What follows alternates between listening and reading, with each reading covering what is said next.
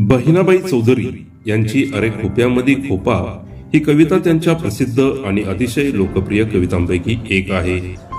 ही कविता अहिराणी म्हणजेच खानदेशी या बोलीभाषेत रचलेली आहे, जी खानदेशातील ग्रामीण जीवनाचे अस्सल दर्शन घडवते। या कवितेत बहिणाबाईंनी सुगरण पक्षाच्या अद्भुत घरट्याच्या म्हणजेच खोपा याच्या निर्मितीचे आणि त्यामागील तिच्या कौशल्याचे आणि पिल्लांवरील मातृप्रेमाचे अत्यंत सुंदर वर्णन केले आहे।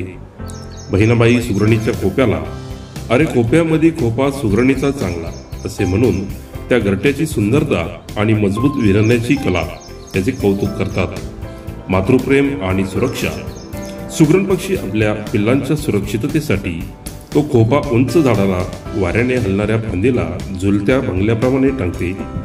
त्या खोप्यात पिल्ले आनंदाने झोपलेली असतात। कवी म्हणतात, तिचा पिलामध्ये जीव झाडाले टांगला, म्हणजेच तिचे सारे जीवन तिच्या पिल्लांवर केंद्रित आहे आणि त्यांची काळजी घेताना ती आपला जीव धोक्यात टाकत आहे।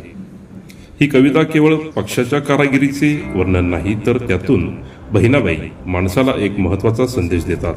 त्या म्हणतात, पाखराची कारागिरी जरा देख रे माणसा, सुगरणेला देवाने फक्त एक छोटीशी चोच दिली आहे, तीच तिचे दात आणि ओठ आहेत, तर माणसाला देवाने काम करण्यासाठी 2 हात आणि 10 बोट दिले आहेत। जर एवढा छोटासा पक्षी आपल्या नैसर्गिक साधनांचा पुरेपूर उपयोग करून इतके सुंदर आणि सुरक्षित घरटे विणू शकतो, तर माणसाला देवाने दिलेल्या बुद्धी आणि हातांचा उपयोग करून त्याने आपल्या जीवनाचे सार्थक करावे असा अमूल्य संदेश बहिणाबाई देतात।